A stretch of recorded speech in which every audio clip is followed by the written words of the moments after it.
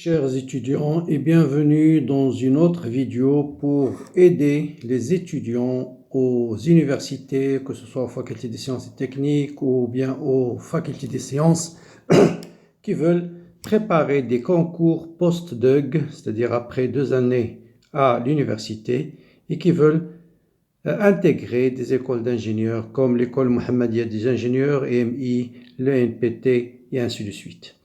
Donc là, je vous propose un concours d'accès, d'admission en première année de cycle d'ingénieur après le DUG à l'école Mohammedia des ingénieurs. Donc c'est un concours où vous avez plusieurs exercices. Un premier exercice sur l'énergie, sur la mécanique.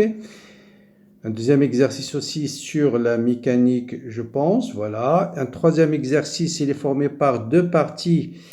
Une partie sur l'électrostatique, une partie sur l'induction et quelques exercices sur le magnétostatique. Et puis, une dernière partie sur la thermodynamique. Et c'est cette partie que je vais partager avec vous. C'est sur les machines thermiques. Sur les machines thermiques, surtout en général. C'est un module que vous avez fait en première année et vous avez certainement oublié l'essentiel. Donc, il faut absolument faire une révision sur les machines thermiques essentiellement. Donc, on va corriger cet exercice qui est le suivant. Donc, c'est l'étude d'un cycle. Donc, dans tout le problème, P, T, V désigne respectivement pression et température et le volume. Capacité calorifique molaire à pression constante, c'est Cp. À volume constant, c'est noté Cv. On vous donne gamma, c'est-à-dire Cp sur Cv. Le rapport est égal à 1,4. La constante du gaz parfait. On va étudier un moteur à explosion, un fluide. Dans son moteur, un fluide est supposé parfait. Donc, on va le considérer comme un gaz parfait formé par N mol. On va lui subir 4 transformations. Une transformation adiabatique jusqu'à l'état P2, V2, T2, de l'état P1, V1, T1. Ensuite, un échauffement isochore à volume constant jusqu'à P3, T3.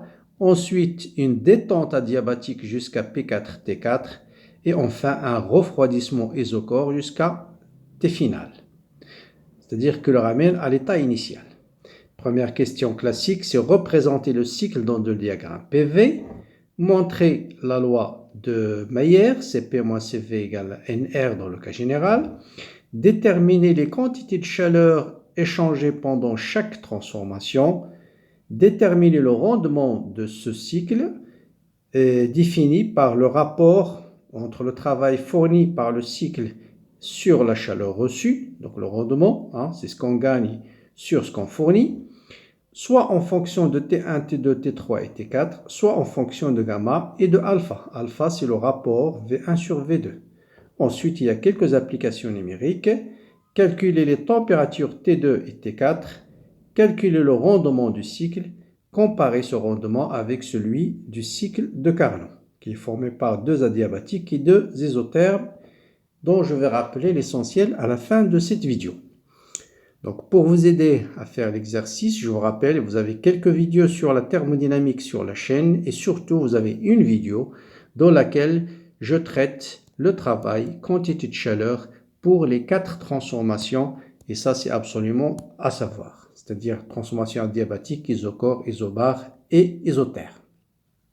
Bien, donc revenons à notre cycle. Donc, vous avez déjà, on va commencer par une compression. Quand on comprime, le volume diminue. Donc, je pars d'un point P1, V1, T1 et je comprime. Donc, le volume va diminuer. Donc, on va se déplacer dans ce sens.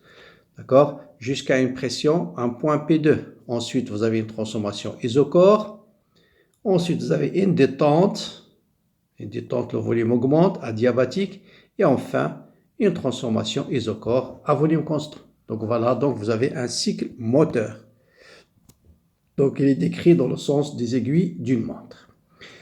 Bien, deuxième question, montrer la relation de Mayer. Donc la relation de Mayer, je vais la démontrer de 2 manières différentes.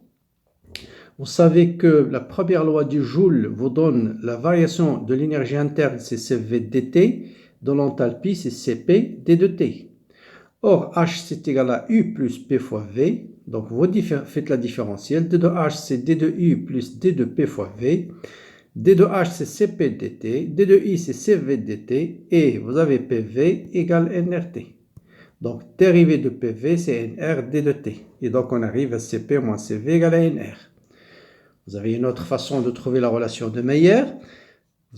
D'après premier principe de la thermodynamique des référentiels de l'énergie interne, c'est la variation de la chaleur plus la variation de quantité de chaleur et de travail échangé. À pression constante, D de U, delta Q, c'est Cp dt. Delta de V, bien sûr, c'est moins P d de V. Or, V, il est fonction de P et de T. Donc, je peux calculer la différentielle de V, c'est D de V sur D de T, plus D de V sur D de P, D de P.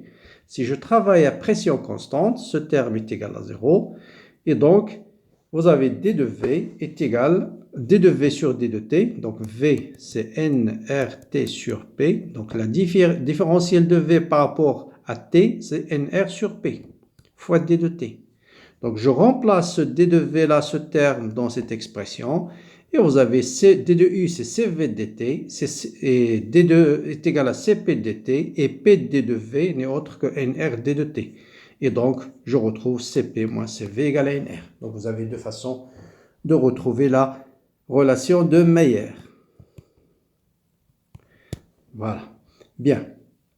La question suivante, c'est déterminer les quantités de chaleur échangées pendant les 4 transformations. Donc, je rappelle, ceux qui ont oublié, vous avez une vidéo très intéressante sur la chaîne où je calcule le travail et quantité de chaleur pour les 4 transformations. Bien. Donc, on va commencer, donc on va commencer d'abord par les transformations adiabatiques, c'est-à-dire les transformations 3, 4 et 1, 2. Donc, Q1, 2, ça c'est facile, il n'y a pas de calcul. Q1, 2 est égal à Q3, 4 égale à 0. Pourquoi? Parce qu'une transformation adiabatique. Pour une transformation adiabatique, quantité de chaleur échangée est égale à 0. Bien, le travail. Pour une transformation isochore, là aussi c'est facile. Vous avez D de U, par définition c'est CV dt, après la première loi du Joule. Or, D de U c'est delta Q plus delta W. Je vous rappelle que delta W c'est moins P fois D de V. Si V égale une constante, pas d'échange de travail. Donc, delta Q est égal à D de U qui est égal à CV dt. Donc, delta Q égale à CV d de t. Voilà, après vous intégrez. Donc, le travail échangé entre 2 et 3, c'est CV. Donc, l'intégrale entre 2 et 3, l'intégrale entre 2 et 3, ça sera CV T3 moins T2. Et de la même chose, 4 et 1, ça sera CV T4 moins T1. Donc, voilà, on a calculé les 4 quantités de chaleur échangées pendant chaque transformation. Question suivante. Échanger, voilà, au cours des 4 transformations du cycle et préciser leur signe. Bon, leur signe, vous voyez bien que ici, donc Q2, 3, donc vous avez T3, donc Q2, 3.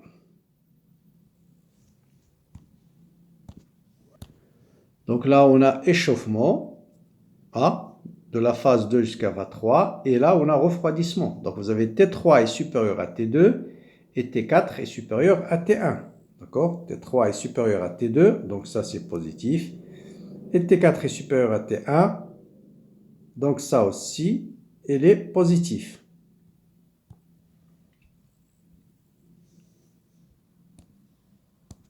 Pardon, là il y a une erreur, c'est pourquoi je me suis arrêté un petit peu. Je me suis rendu compte qu'on ne peut pas avoir les deux positifs, parce que, là, je vais vous expliquer pourquoi après. Donc là, c'est la transformation entre 1 et 4, et non pas en 4 et 1, Q1, 4. Q4, 1, c'était 1 moins T final, c'était 1 moins T4, voilà. Donc c'était 1, donc 4, 1, pardon, là c'est Q pour la transformation 4 jusqu'à l'état 1. Donc c'est CV T final, c'était 1 moins T initial, c'était 4. D'accord? Et puisqu'on a un refroidissement, T4 est supérieur à T1, donc ça c'est négatif. Ça c'est négatif. En fait, pourquoi en général un cycle moteur? Je vous rappelle le principe, un cycle moteur, il reçoit une quantité de chaleur de la source chaude, il fournit un travail à l'extérieur et le reste et le transforme à la source froide. Donc, ce qui est reçu, il est compté positif. Donc, il reçoit Q de 3, c'est compté positif. Il va fournir Q4,1 à la source froide. Donc, Q4,1 doit être négatif. D'accord? Et le travail, bien sûr, lui aussi, il est négatif. Le travail fourni par ce cycle. Donc, ce qui est fourni est positif, ce qui est reçu, négatif, ce qui est reçu est positif. Donc, voilà le signe des quantités de chaleur. Bien, maintenant, on veut exprimer gamma en fonction de T1, T2, T3 et T4. Justement, voilà, qu'est-ce qu'on appelle le rendement d'un cycle? En général, c'est sur ce qui est utile, ou bien ce qu'on gagne, sur ce qu'on fournit. Un cycle moteur, qu'est-ce qu'on gagne? On gagne le travail fourni. Et qu'est-ce qu'on donne? On fournit la quantité de chaleur QH. Comme état est positif, donc c'est valeur absolue de W sur QH. Donc voilà ce qu'on appelle le rendement d'un cycle moteur. Donc on nous demande de l'exprimer en fonction de T1, T2, T3 et T4.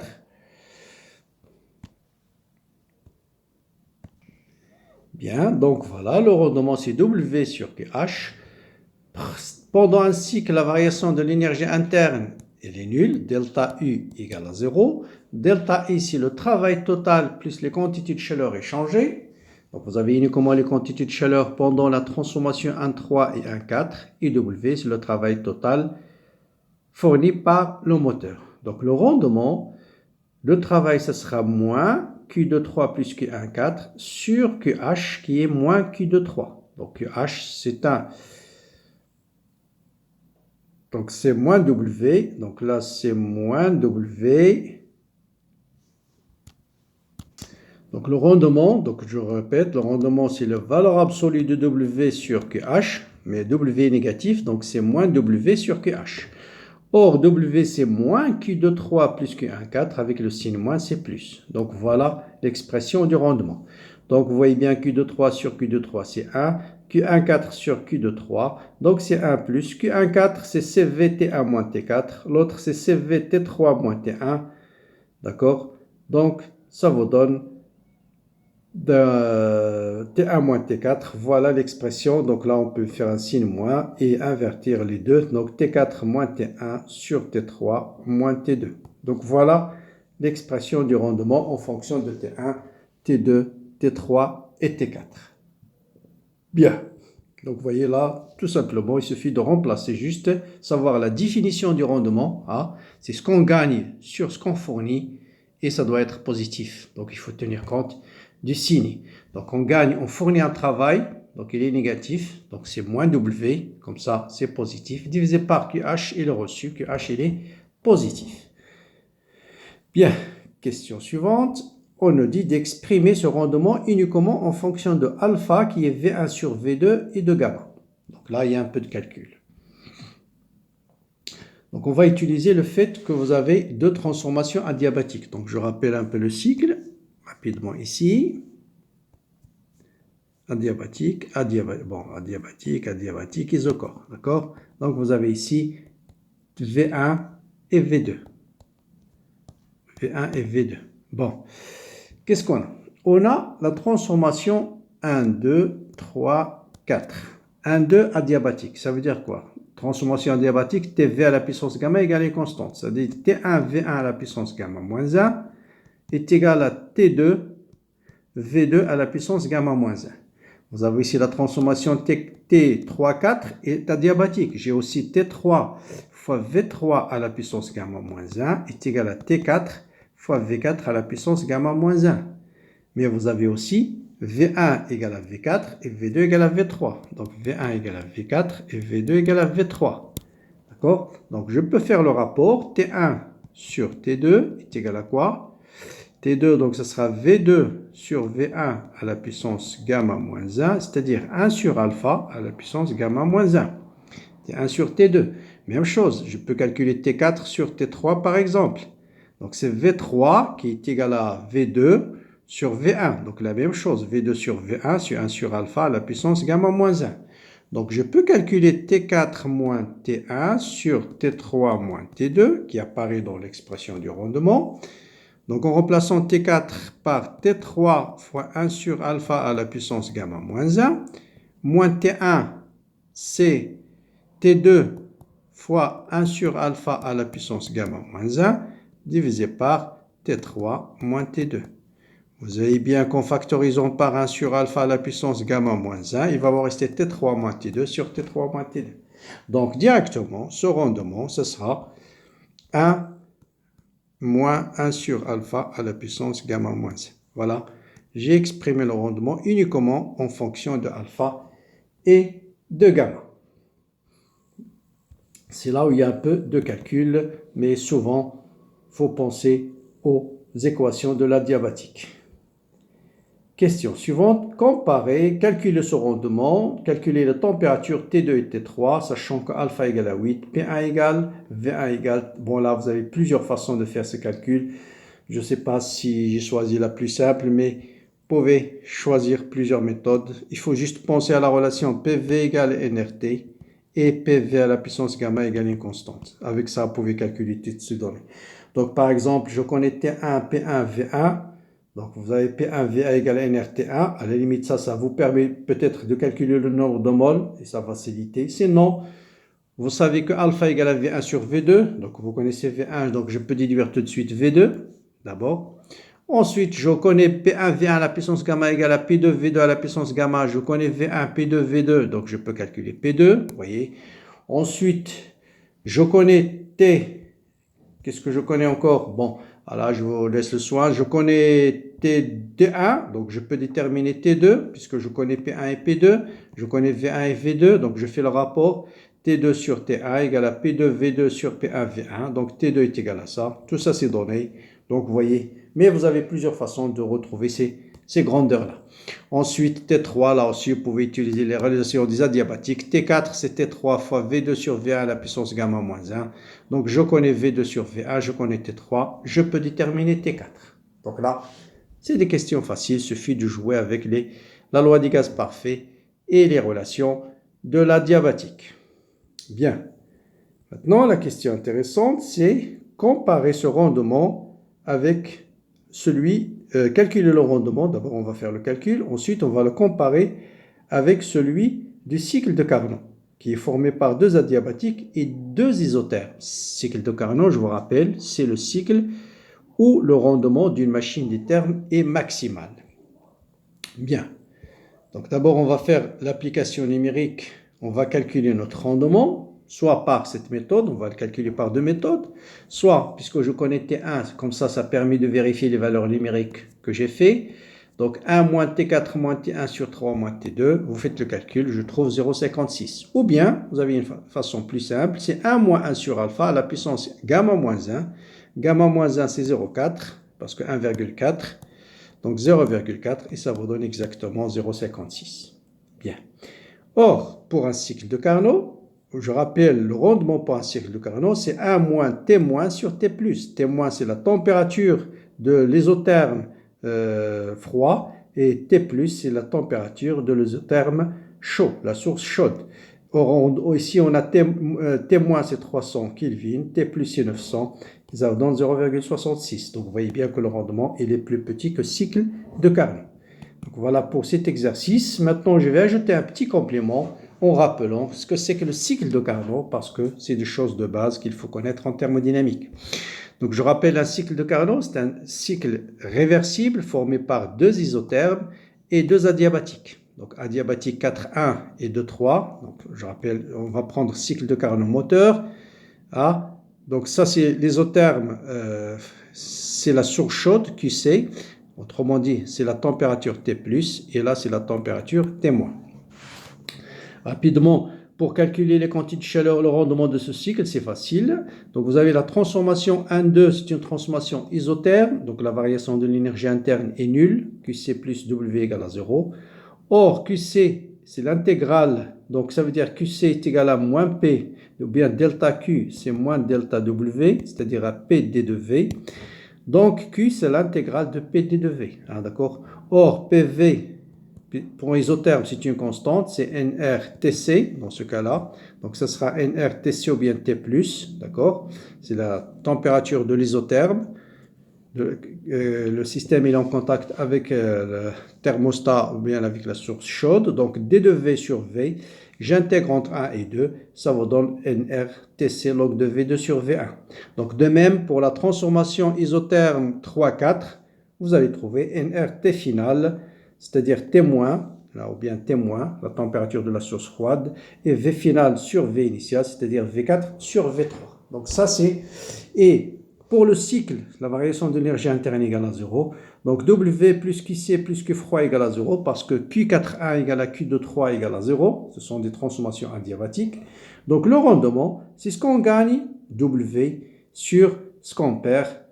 Ce qu'on fournit, c'est QC. Donc le système reçoit QC de la source chaude et nous fournit le travail W. Donc ce sera QC plus QF sur QC et je remplace, donc ce sera 1 plus QF sur QC. Donc voilà le rendement pour le cycle de Carnot. Maintenant, on peut exprimer QF sur QC en fonction de TF sur TC ou bien T plus sur T-. Bon, en utilisant les adiabatiques, donc TC fois V2 à la puissance gamma moins 1 égale à TF V3 et TF V4 égale à TC V1 à la puissance. Vous faites le rapport et vous allez obtenir facilement que V2 sur V1 égale à V3 sur V4. Donc QF sur QC, c'est TF log de V3 sur V4 sur V3 divisé par TC qui est T de la température de la source chaude Ln de V2 sur V1. Avec cette égalité, ce terme s'annule. Il vous reste QF sur QC, c'est moins parce que ici V4 sur V3, alors que c'est V2 sur V1 qui est égal à V3 sur V4. Hein, ça, c'est le rapport. Donc, vous allez avoir un signe moins. Donc, QF sur QC, c'est moins TF sur TC. Et on arrive à l'expression du rendement de cycle de Carnot que j'ai utilisé. C'est 1 moins TF sur TC ou bien 1 moins T moins sur T plus. Température de thermostat de la source froide et T plus therma, c'est la source chaude. Donc, c'est le maximum, hein, c'est le rendement maximal qu'on peut obtenir. Donc là, j'ai rappelé rapidement comment on calcule le rendement dans le cas d'un cycle de Carnot, qui, je rappelle, est formé par 2 isothermes et 2 adiabatiques.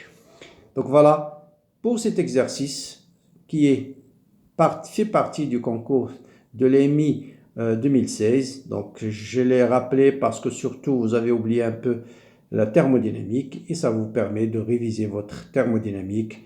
Donc le calcul de travail, quantité de chaleur, tracer un cycle, calcul des rendements, c'est des choses qu'il faut bien maîtriser en thermodynamique, que ce soit pour un cycle moteur ou un cycle récepteur qui est décrit, lui, dans le sens inverse des aiguilles d'une montre. Donc si la vidéo, vous la trouvez intéressante, il vous reste juste à mettre un petit commentaire, liker la vidéo, partagez-la avec vos amis. Bon courage, bonne continuation et à bientôt.